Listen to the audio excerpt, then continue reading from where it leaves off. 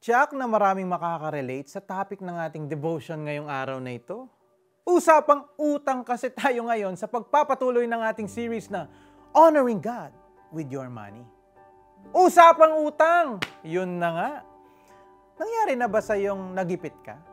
Nagkaroon ka ng unexpected na gastusin na wala sa budget mo? Baka nasiraan ka ng sasakyan o kaya naman may kapamilyang biglang na ospital. Makaka-relate sa'yo si Joel.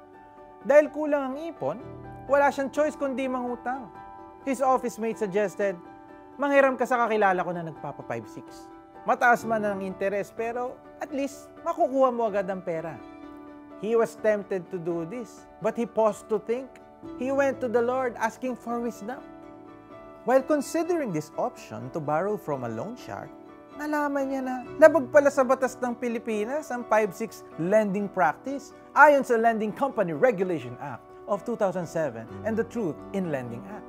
Naku po, napapray siya niyan. Lord, ayoko pong mangutang sa 5-6. I need your help. Please provide. And God's answer came in the form of an interest-free loan from a friend. Sabi ng friend, I heard about your need.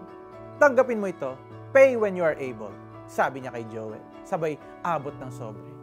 With much gratitude, he promised to pay back the debt in time. After several months ay mas nakaluwag-luwag na po si Joel. And what's more, he received an unexpected bonus from work. His first thought was, I can finally replace my aging phone. But the Holy Spirit nudged his heart and his wallet. There was one thing he needed to do. Salamat sa pagpapautang mo sa akin. Eto na pala ang pera mo, sabi ni Joel. And that day, he fulfilled the promise. That day, he settled his debt.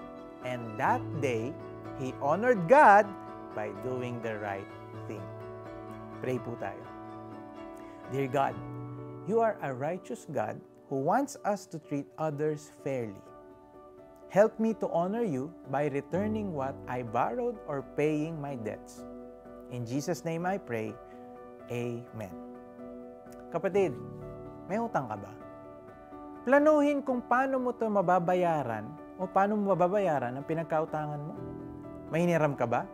Ibalik na ito kahit hindi pa hinihingi sa iyo.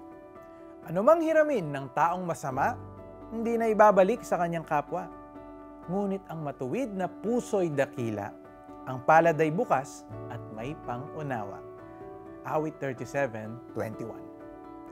God bless you para maabot ninyo ang inyong goal na mamuhay ng zero credit. With our rich God, nothing is impossible.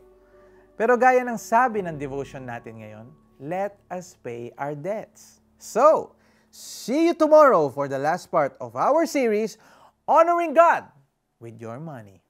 And this is Jericho Arceo saying, magbayad ka na ng utang mo.